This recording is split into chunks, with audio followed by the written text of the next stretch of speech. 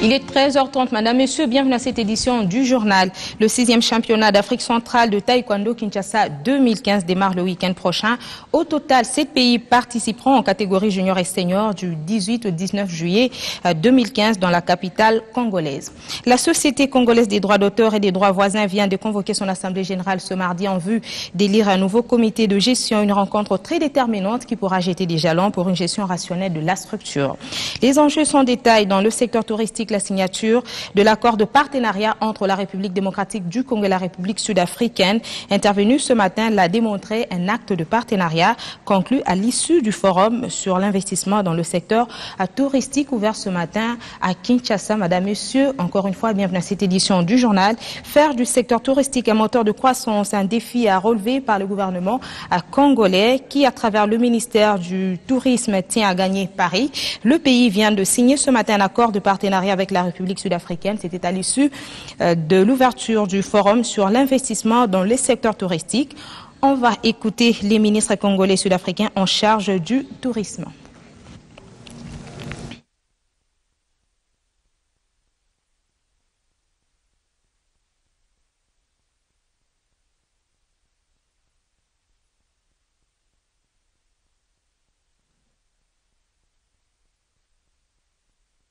Nous y reviendrons. L'on s'achemine peut-être vers la fin de la crise interminable à la Société congolaise des droits d'auteur et des droits voisins.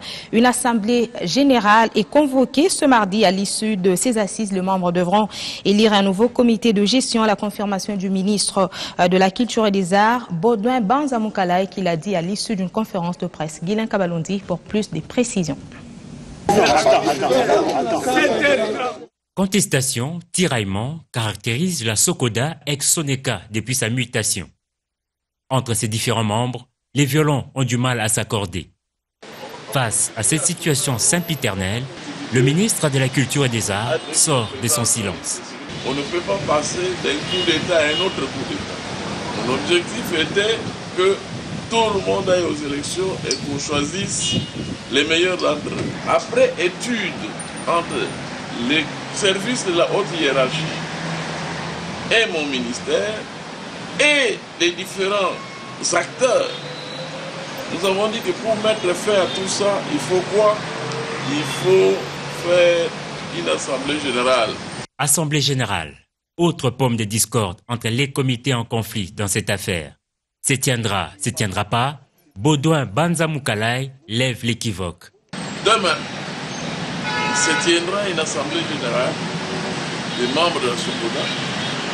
Et cette assemblée, après avoir adapté les textes aux nouvelles réalités de l'OADA, cette assemblée va aboutir à la convocation d'une assemblée élective qui se fera le lendemain. Et à l'issue de cette assemblée élective, nous saurons quel est le comité, le conseil d'administration qui va diriger la SODECA. Pour le comité de médiation mis en place, il faut disposer d'une œuvre pour faire entendre sa voix. Je vous dis que lui ne peut pas se présenter. Il n'a pas d'œuvre. Il va se présenter comment? Il sait lui-même qu'il ne peut pas venir. S'il vient, peut-être viendra comme observateur. Parce que moi, Namboka, ce n'est pas une œuvre qui régénère l'argent. Les résolutions de l'Assemblée générale de la Sokoda qui s'ouvre ce mardi seront donc très attendues. Autre chose, les gouverneurs des provinces concernées par le démembrement sont désormais démissionnaires et expédient leurs affaires courantes au regard de l'effectivité du découpage territorial des entités qui n'est plus qu'une question des semaines. La République démocratique du Congo passera de 11 à 26 provinces. Alain Bouma. La plupart de ces gouverneurs reçus dernièrement par le chef de l'État lors des consultations présidentielles assument désormais les affaires courantes.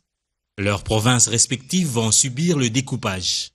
Jean Kamisendou du Bandundu, Alex Kande Mupompa du Kasaï occidental, Jean Bamanissa Saïdi de la province orientale, Moïse Katumbi Chapwe du Katanga, Alphonse Ngoï Kassanji du Kasaï oriental et Sébastien Impeto de l'Équateur.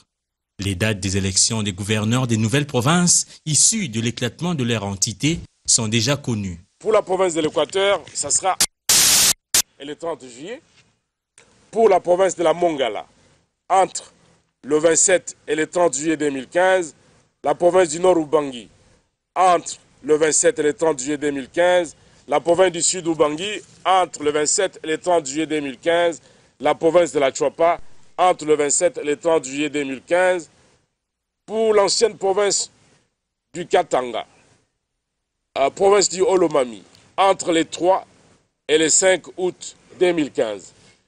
Province du Haut-Katanga, entre le 3 et le 5 août 2015. Simple calcul, 14 jours nous séparent donc de la date de l'élection du gouverneur de la province de l'Ituri et de celle issue de l'ancien Équateur.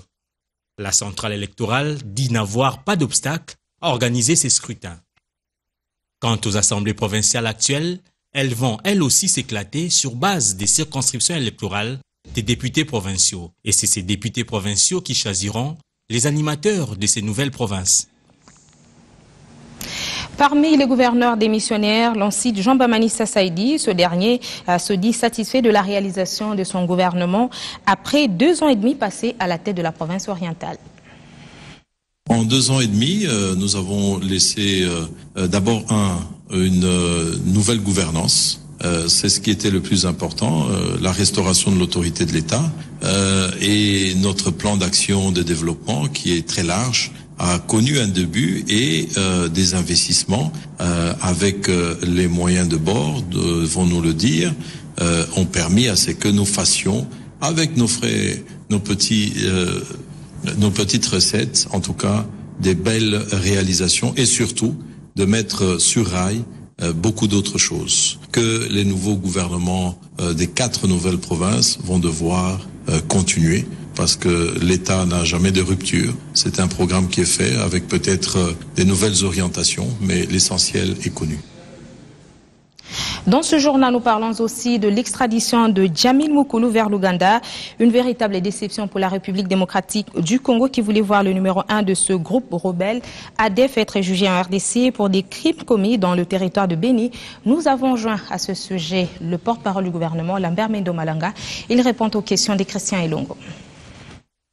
Oui, nous sommes un peu déçus parce que nous aurions voulu avoir la possibilité de le juger pour les nombreux crimes qu'il a commis ici. Les Tanzaniens nous ont fait comprendre que Mukulu étant ougandais, ils ont préféré l'extrader vers son pays d'origine où il sera jugé. On nous a recommandé éventuellement de faire en sorte qu'une commission rogatoire congolaise puisse, dans le cadre de la coopération entre les 2 pays, être envoyée en Ouganda pour les crimes qu'il a commis en République démocratique du Congo. Et notre gouvernement ainsi que les instances judiciaires sont en train d'examiner cette possibilité. C'est le cerveau moteur, c'est le créateur et c'est l'inspirateur de tout ce qui s'est passé et ce qui se passe maintenant avec l'ADF Dalou. Quoi qu'ils disent, c'est un coup extrêmement sérieux contre ce groupe armé.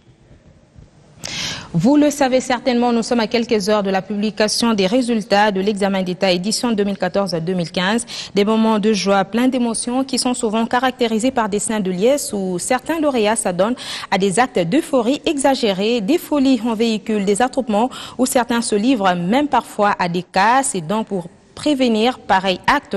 Le commissaire provincial de la police nationale congolaise, ville de Kinshasa, instruit ces hommes à mettre aux arrêts tous ceux qui se rendront coupables de ces actes. À bon attendeur, salut.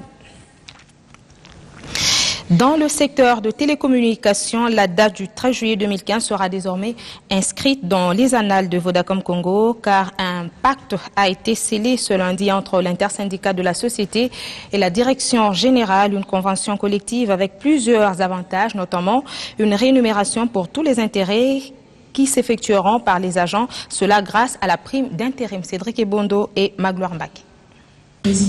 La performance et les succès d'une entreprise passent aussi par un bon climat à l'interne entre dirigeants et dirigés. Une vision concrétisée notamment grâce à un syndicat efficace et constructif à même de défendre les intérêts des employés.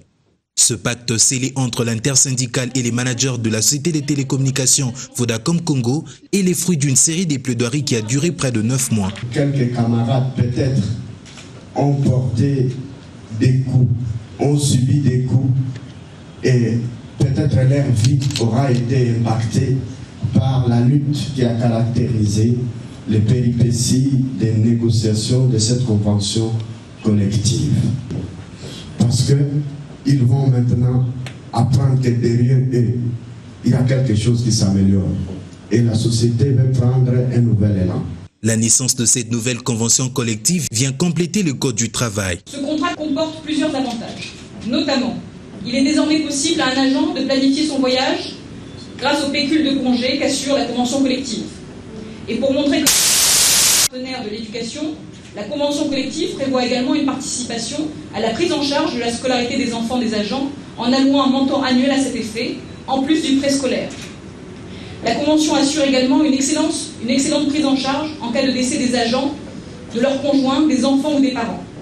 Témoin de cette alliance, la secrétaire générale à l'emploi et à la prévoyance sociale, représentant le vice-premier ministre des tutelles, invite toutes les parties prenantes au respect de clauses de la dite convention. Tout n'a pas été gagné, monsieur le président de la délégation syndicale, mais vous le savez, comme dans toute négociation,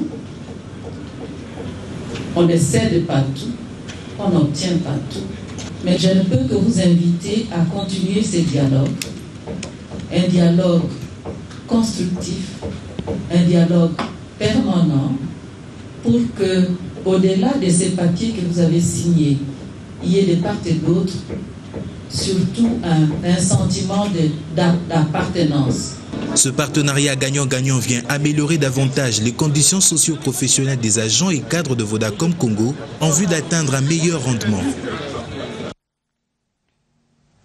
Parlons sport pour terminer. Taekwondo zone 4 prévu initialement le 15 juillet en cours. Le 6e championnat d'Afrique centrale interviendra du 18 au 19 juillet à Maïcha Park dans la commune de Lagombe.